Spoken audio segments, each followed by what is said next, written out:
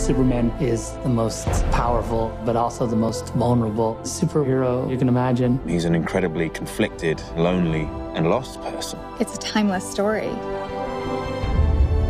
Superman is a story for everybody. It's going to be intense, visceral, really exciting to watch. We need champions and we need someone to believe in. It's about the potential for every person to be a force for good. We have to believe that somebody can make things right. From the first time I could ever remember, Superman was one of the people I wanted to be.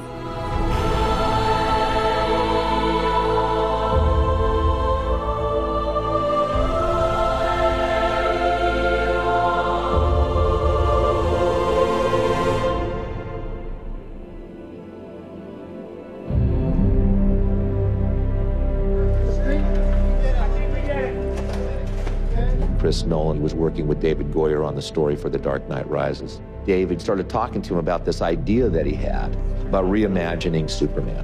Our approach was not a comic book Superman. It was just to do a more realistic Superman, a Superman that exists in a real world. One more, just like that, right.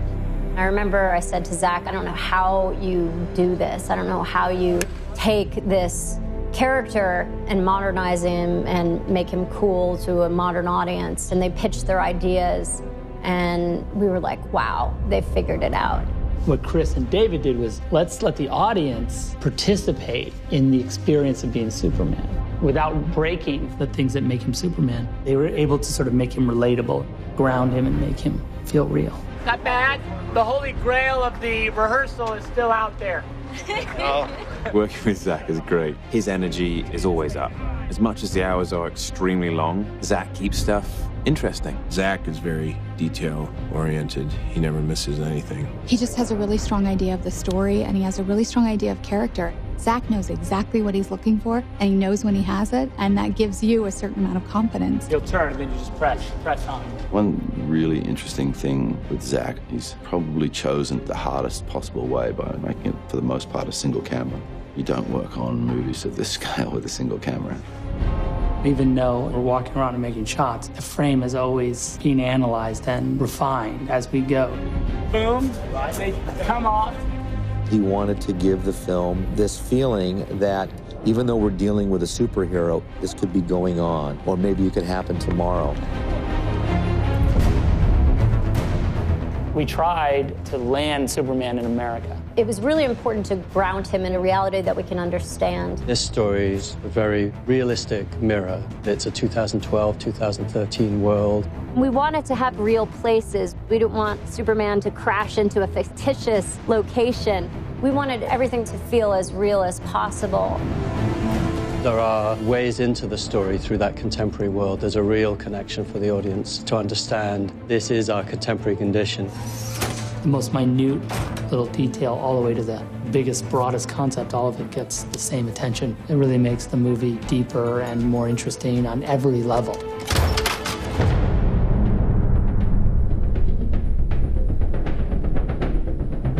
We're gonna make Superman. First thing you gotta figure out is, what's the suit gonna look like? The cape has to be there. If you look at the suit without the cape, you realize it's not Superman. But you know what? I think the underwear outside the pants is something that maybe can go. The reason why his underwear is on the outside of his pants, it's a leftover from Victorian era strongman. I probably looked at hundreds of versions with underwear. It fell by the boards because I couldn't make it consistent with the world that we were creating.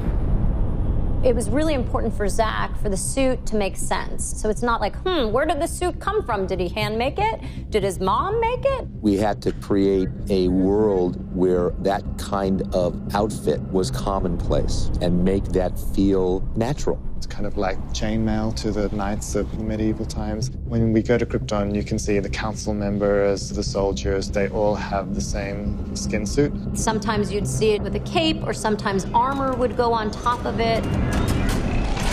It's a really high-tech kind of fabric, which I think is a nice departure from the spandex. What's the S stand for? It's not an S. In my world, it means hope. Well, here it's an S. The The Superman S is said to be the second most recognizable symbol on the planet other than the Christian cross. The fact that the S in a shield exists on the chest of a superhero from another planet is a huge design problem. So if the S glyph is related to Superman and the House of El... We see it on Jor-El and we see it on Lara as well. When you look at the council costumes, they all have their glyphs, their shield. We looked a lot at medieval heraldry and symbols of dynasties and guilds and things, so we created our own version of that. You have to go and find the why of it. You know, it's like an illuminated text. There's a reason why those monks have been redrawing that same thing for 1,000 years. It's got a very alien feel to it, while being recognizable as a suit that we know and love. It's that fine line of reinventing him, but still seeing him in there.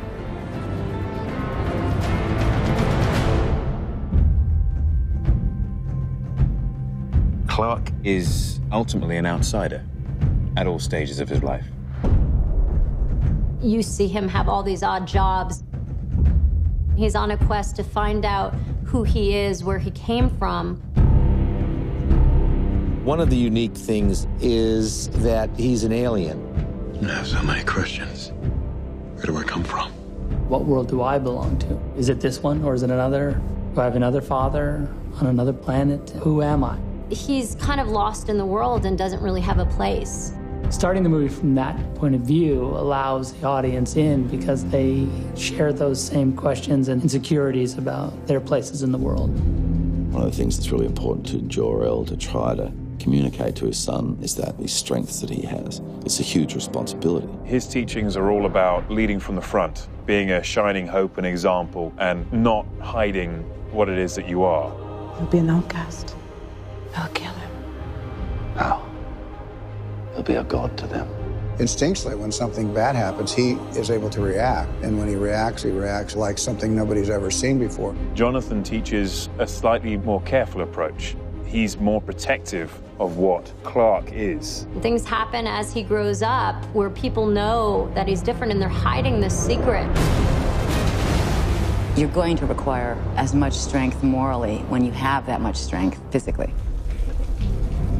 Clark, you have to keep this side of yourself a secret. What was I supposed to do? Just let him die?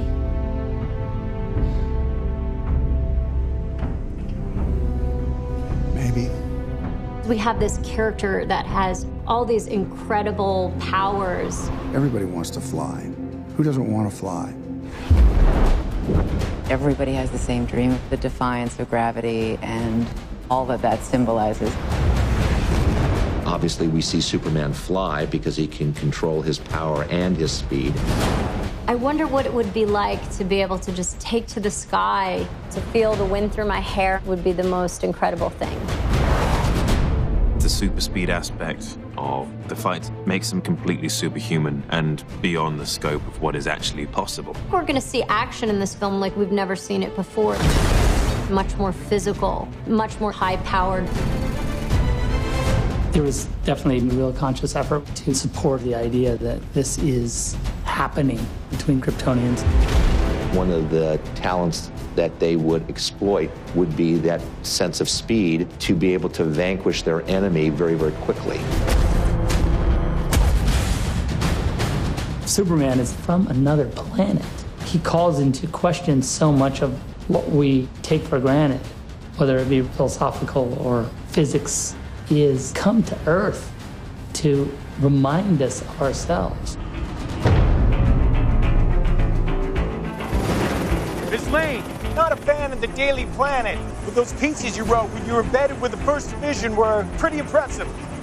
Well, what can I say? I get writer's block if I'm not wearing a flak jacket. Lois has always been a strong female character. The difference is that our Lois is more proactive. She's doing all the things that she needs to do to understand this character that could save her world. How do you find someone who has spent a lifetime covering his tracks? He hasn't quite factored in the idea of being the savior of the world until Zod turns up. My name is General Zod. For some time, your world has sheltered one of my citizens. General Zod is the military leader of Krypton. He's a fiercely devoted warrior. I have a duty to my people, and I will not allow anyone to prevent me from carrying it out. You are presented with a character that, from his point of view, is striving to do the right thing. To Kal-El, I say this. Surrender within 24 hours, or watch this world suffer. My hopes and dreams travel with you. The idea of these two people on a dying world having to make this sacrifice where they would say, you know, we're never going to see our child grow up, but we've got to put this message in a bottle. Clark gets his DNA from another galaxy, but he gets his character from Jonathan and Martha. You're the answer to Are We Alone in the Universe?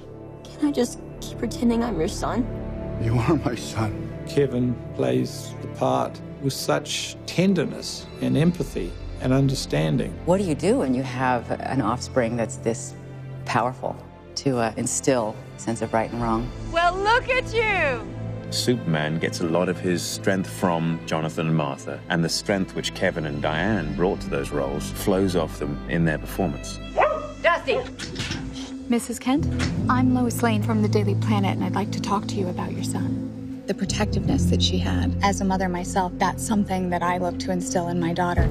I can't print this, Lois. You might have hallucinated half of it. Harry, come on, it's me we're talking about. Perry White used to be an investigative reporter, and there's still some of that in him, but he has the responsibility of keeping people within the boundaries of good taste, let's say. Lawrence just made it so easy to fall into that sort of contentious relationship with me. I told you not to run with this. There's a humanity that goes through every character in this piece, whether it's Pa Kent, Jor-El, Lois, Perry White, or Zod for that matter.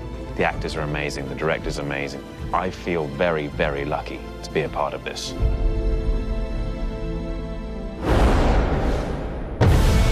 It's reinventing Superman. What'll really be modern about what we're doing is Zach's vision of it. This imagining has such a sense of humanity. It's a spectacular adventure. People are going to feel part of the movie. The scope and scale of the movie is epic. Every scene, every moment, you haven't seen that.